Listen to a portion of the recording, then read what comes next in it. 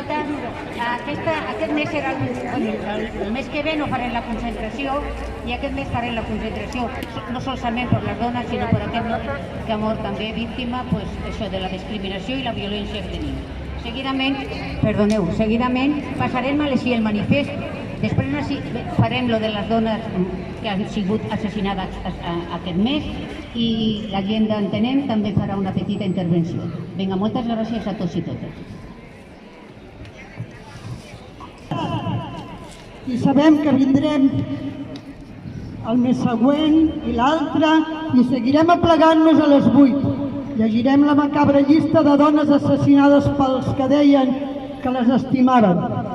Assassins que maten també criatures, infants, amb un 50% de gens d'ells mateixos, filles i fills seus. Estem aterrides. La situació és tan aberrant i la llista mensual de víctimes tan dolorosament llarga que arriba un punt que en lloc de minuts de silenci, minuts d'espelmes, minuts d'aplaudiments, tenim necessitat visceral de cridar i plorar de ràbia i d'impotència. Se suposa que mes rere mes fem un acte de record, comiat i reconeixement de les víctimes. I crec que també ens trobem aquí per sentir-nos abrigades, acompanyades unes amb les altres en la nostra tristor. Estem atònites i reaccionem com podem. Diuen que la solució està en l'educació. Sí, a mig i llarg termini no dic pas que no, però ens trobem en situació d'urgència.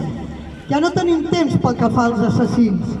Homes que maten els seus amors amb martells, ganivets, escopetes, ofegant-les, cremant-les, defenestrant-les.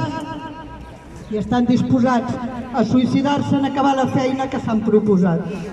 Què pot fer canviar o simplement aturar algú disposat a matar-se?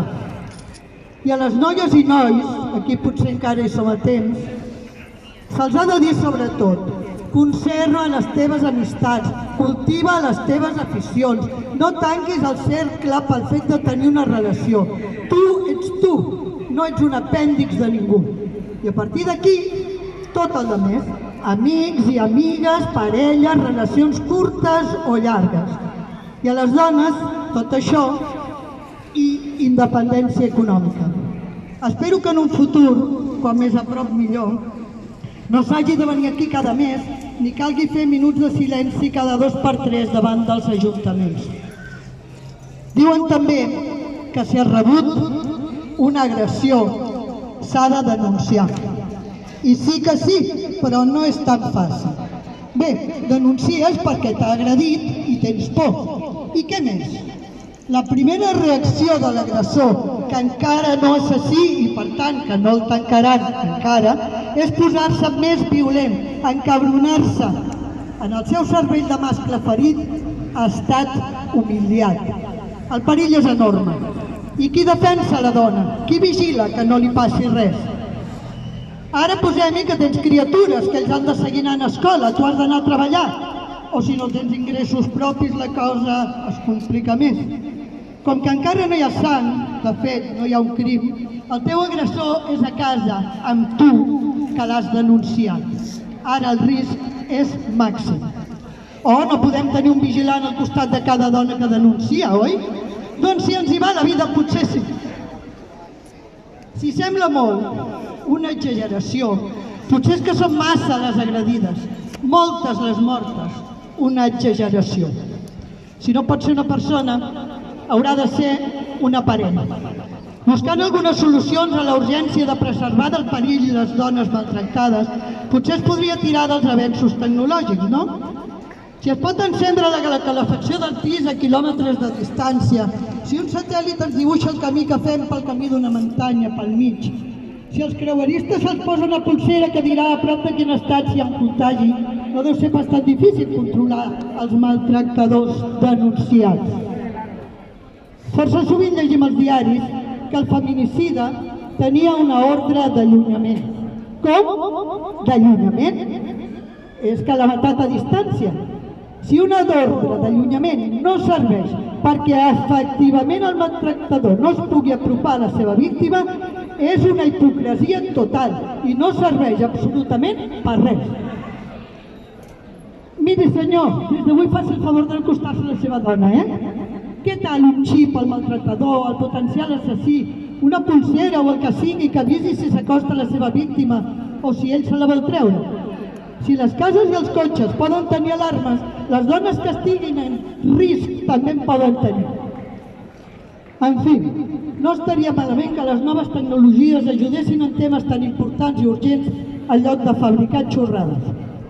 Perquè quan els veïns senten els crits i els cops, avisen a la policia, sí, però ja no s'hi arriba a temps. Matar algú pot ser qüestió d'un plis.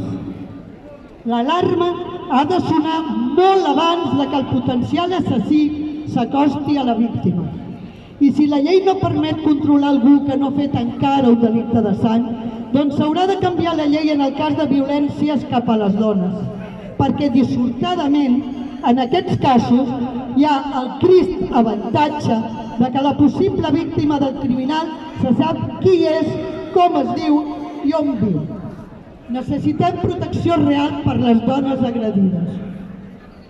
Les penes, encara que s'endureixin, són una mesura a posteriori als actes criminals masclistes i està comprovat que no dissuadeixen els criminals. Cal que les gestions per protegir les dones víctimes de maltractaments tinguin dos ritmes diferents i vagin a la vegada. Unes urgents, sense cap dilació, amb absoluta prioritat i rapidesa, i alhora unes altres més sostingudes en el temps, amb visites als centres apropiats, converses amb professionals especialitzades, presentació de documents, acompanyament, seguiment i actuacions de les associacions de dones. La feina dels diferents serveis públics que han de vetllar per la seguretat de les persones i en concret de les dones en perill ha de ser sobretot preventiva, però preventiva real, ràpida, efectiva i pràctica. Les accions nostres són de després, commemoratives i conscienciadores. Estem desesperats. Quina pot ser la següent llista per al mes que ve?